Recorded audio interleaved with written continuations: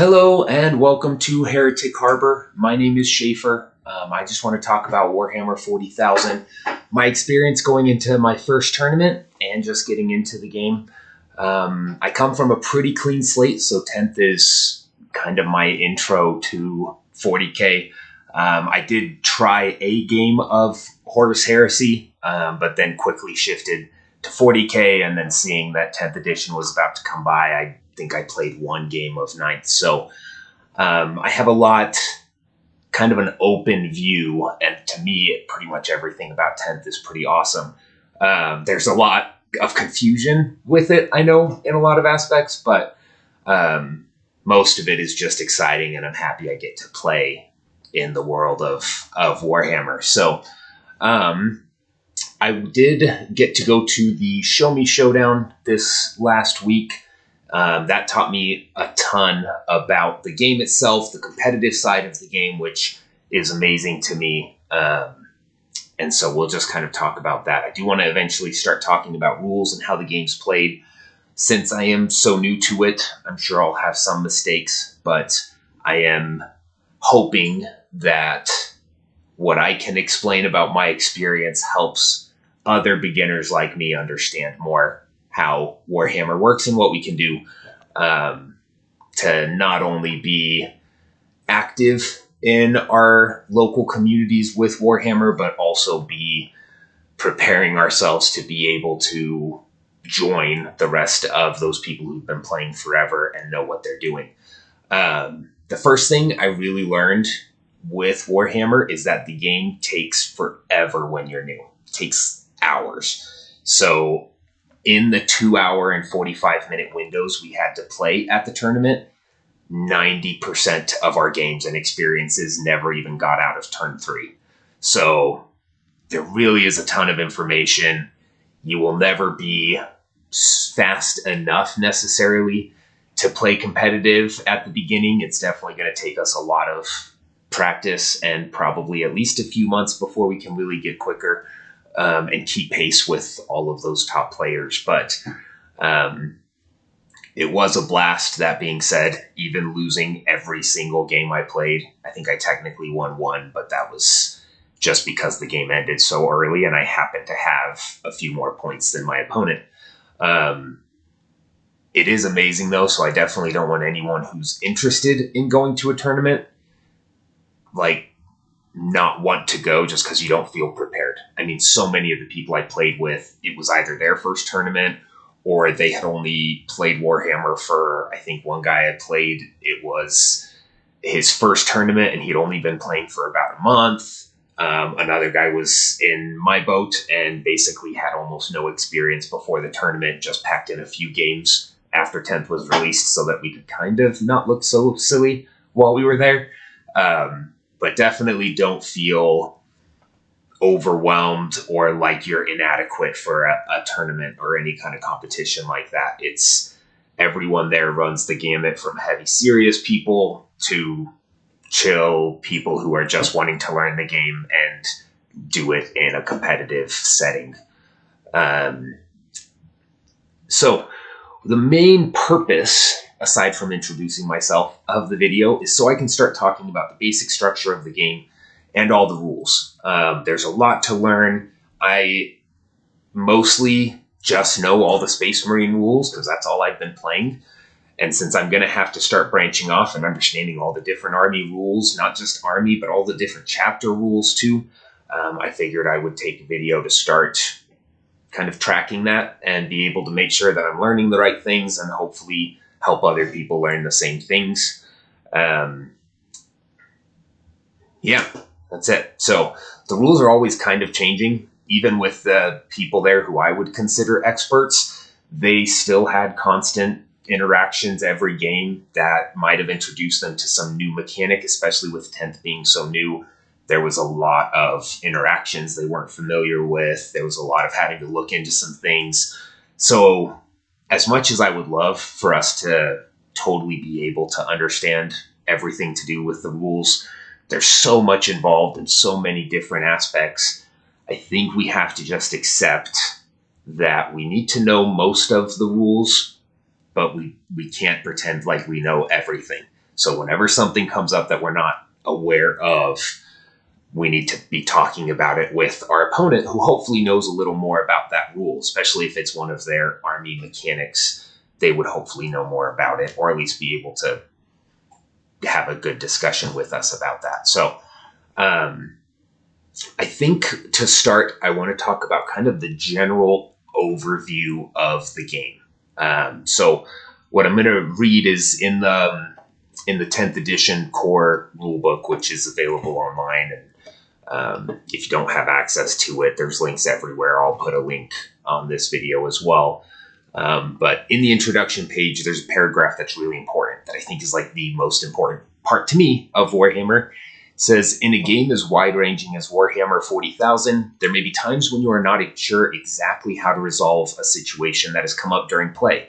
When this happens, have a quick chat with your opponent and apply the solution that makes the most sense to both of you, or seems the most fun.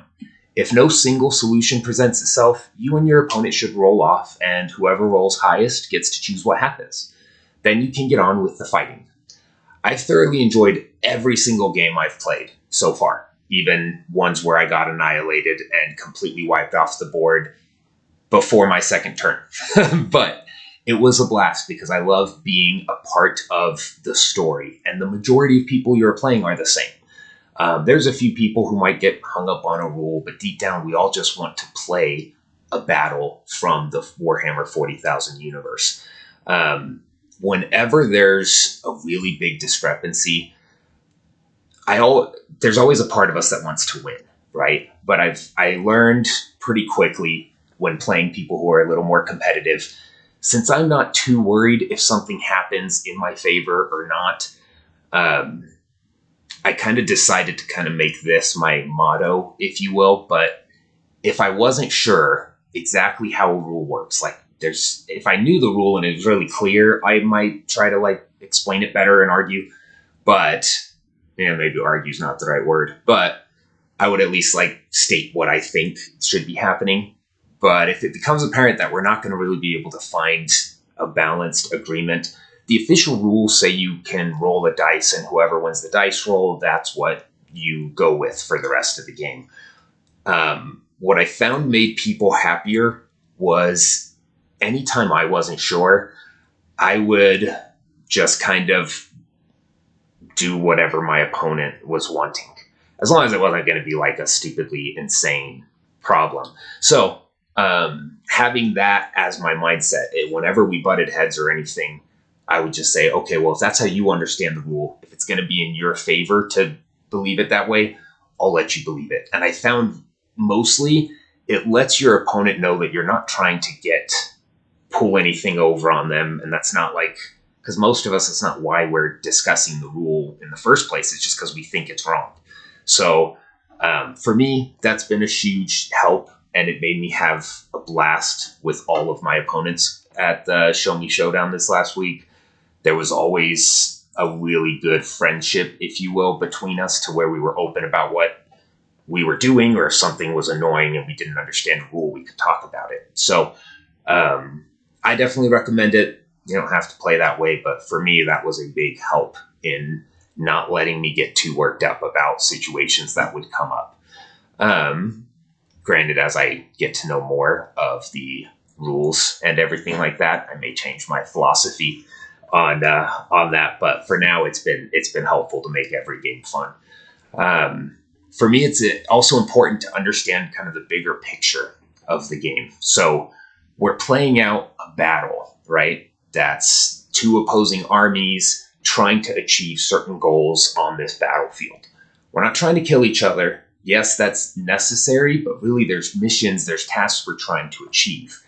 When I started playing, I was very hung up on trying to beat all the opponent's units.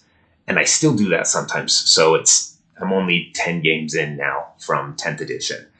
But what I've learned, and what most experienced players will tell you, is the game is not about killing your opponent. It's about strategizing, keeping your units alive to accomplish the missions you need to accomplish. There's a lot of rules to try to help balance everything out. It takes a long time, so they probably won't have everything perfectly balanced for a few more months. But for now, it's balanced enough to play the game. Basically, if a tank goes off against a little 5-man scout squad, the tank is definitely going to win. But that's why they attribute point values to each unit in the army, is to try to say, hey, for the value of this tank, you can also get 4, maybe 5 of these weaker squads, and they might be able to do something better than this tank does. So this is going to bring us to our first step, which is mustering our armies. So that is essentially where you establish what army you are going to bring to the battle. There's specific rules. There's a whole lineup in and of itself, but as long as you have the basic amount of points that your opponent has, then ideally you should be on a fairly even playing ground. There's a lot of exceptions to that rule, but that's the simple side of it for now. Next, you're going to read the mission objectives. So for example, on this primary mission here, priority targets, you're paying attention to 2 things for your primary mission. One, and this every primary mission only comes into play beginning on the 2nd turn. And at the end of each of those command phases, the player whose turn it is scores 5 victory points for each objective marker you control, up to 10. So you're just needing to get 2 objective markers to be able to max out that. And then at the very end of the battle, the most you can get is 15. So you get a chance to get 1 extra one if you control 3 objectives. So that's our main focus for the entire game. Now, there is a special rule that comes into play. Those are called mission rules. The Leviathan box has other cards to represent those. This one is hidden supplies. So that means that in this mission, players have to set up an additional objective marker. So I'll show you the deployment map in a moment and show you what I'm talking about. But this mission rule basically says we need to have an extra objective on the field in a certain spot, which gives you kind of more opportunities to achieve those, not only the primary mission, but also secondary ones. There's some specific rules that might come into play when you're placing that objective, so there's a paragraph highlighting that. So we'll need to create the battlefield. And when we do that, we'll need to know which deployment we're using. So this deployment here is called Dawn of War. That's where you're each on the longer sides of the board. There's just kind of a simple cross with 1 objective in the middle and 1 in each of your zones, and then 2 others in what's called No Man's Land. And so because of that mission rule, hidden supplies, we're going to take that middle objective that's in the very center of that cross, and you'll push that over towards one of the objectives in No Man's Land so that you can place a second objective equally. The biggest part for all of this is just to make sure that it's fair and balanced, and all of the objective markers are essentially equal distance from your deployment zones. Creating that battlefield, which is technically step 3 in the process, that's going to be when you set up the objective markers, kind of track out where your deployment zone's going to be. Most people I have seen typically run a few dice along the board just so you can keep track of it and you're not having to measure it every 5 minutes while you're going through this process. But if you have a way to quickly lay out your deployment zone, like some markers or anything like that, those work pretty well as well. So we'll take turns setting up the terrain now that we have this, like the objectives lined out. Now you know what your goals are. So now we can put buildings in the way to either be to your benefit or to block how people are going to be able to see your army. Some of the buildings you'll use or the terrain you'll use is going to essentially completely block what people will see, or it'll just block a little bit of your army. There's a ton you can strategize with that, but you're essentially going to place the terrain alternating turns just to make sure there's no one person getting any extra advantage. After you've placed all the terrain, step 4 is determining who's going to be the attacker and the defender.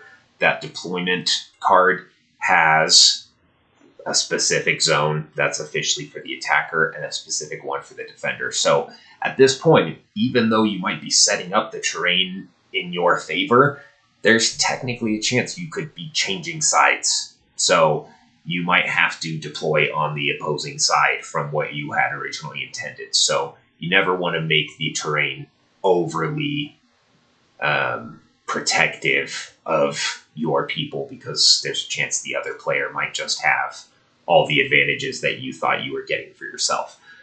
So step 4, to determine that, you roll the dice. The winner of the roll is the attacker, and whoever loses the roll is the defender. Most people allow whoever won the roll to decide for themselves whether they want to be the attacker or defender. It's not an important enough thing, so I've never harped on it too much, but technically in the rules, if you win the roll-off, it's not that you get the choice, it's that you do become the attacker. So you know what that is now. Step 5 can be a little involved depending on the army you're playing. Some armies have a lot of abilities that are going to come into play that you would want to know about in this step 5, and that's where you're declaring your battle formations.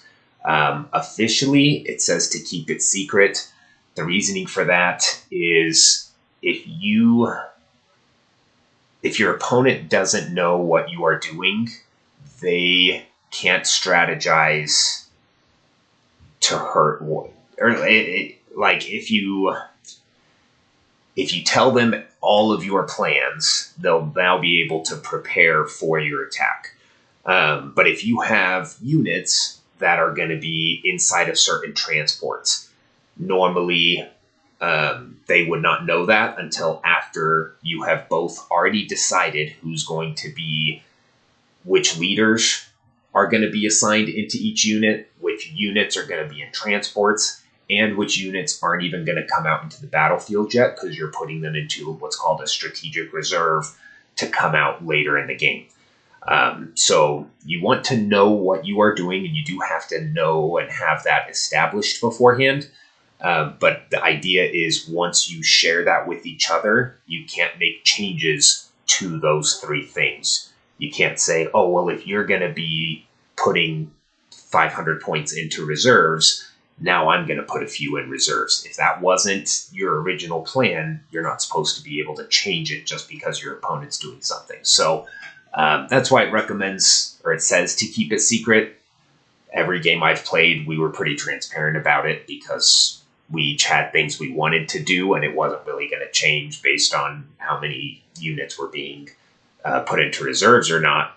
But it is in your best interest not to share all of that with your opponent until it has been decided, or until you've each gotten prepared in that way. Once that's done, then you can deploy your armies. Following the deployment map that I just mentioned, you can set up your models. Now, when looking at this, there are various restrictions. Your unit might have a specific restriction. It's pretty rare, but you might have something saying that it needs to be deployed a certain way. But in deployment, you'll always take turns placing units, just so that there's no opportunity to just kind of win the game because you deployed all of your units and then they were able to strategize where they're going to put theirs. So almost everything tries to stay turn-based, and it keeps things pretty fair and simple. So now everything is all deployed. You're going to determine who is going to go first. Each mission may tell you a specific rule about who it wants to go first. Typically, it's just the attacker that is going to go first. So whoever's already been established as the attacker is typically the one that goes first, unless your mission card or whatever mission you're playing says otherwise. Now, the next step is step 8, which is resolving pre-battle rules. I mentioned this a little bit ago. Some of the armies in play and just some units have a lot of things they can do before the battle starts, whether that is moving units into reserves after you've already deployed them, so you can kind of like fake out your opponents and put things on the board so that they deploy a certain way, and then you can take a few units and say, actually, they're going to go in strategic reserves because of this ability, and that allows you to place them later on in the game after you've seen how your opponent has their battlefield laid out. So all of that needs to happen before the battle officially starts. Then the battle will start, and we'll go through phases. There's 5 main phases in each turn. A typical battle is going to be 5 whole turns. Each battle can be different depending on which mission you're playing, but all of the standard missions we have right now from Leviathan are going to be 5 battle rounds, or 5 turns, rather. And each one of those is broken up into different phases, which we'll go into detail on later. So you've begun the battle, and then step 10 is ending the battle. After you run out of turns and run out of things to do, the battle's going to end. You're going to have accumulated a certain amount of points by then.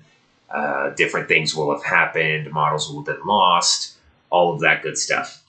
So once you get to the end of the battle, everything should already have been essentially tracked turn by turn as you got here. So the game just ends, whether all of your armies are still there, whether there's stuff you were still hoping to achieve. The game just ends. And depending on how many points you have earned, that establishes the victor. So that's the full breakdown of how the battles are going to work, or how the game works. But most of the game is played in those turns that I mentioned. So I'm going to break down each of those steps in our turn in a lot more detail, and the rule book thankfully explains it in a lot of detail as well. So that's essentially what we'll start reading through and making sure that we understand the different concepts that it talks about in there. I really appreciate you watching this, and I will dig into each of those phases on a somewhat general level, and then I plan to go into much more detail, which might be boring for some of you, but for me, in order to better understand the rules, I think it's going to be better for me to just talk through them with you. So thank you so much for watching, and have a great day.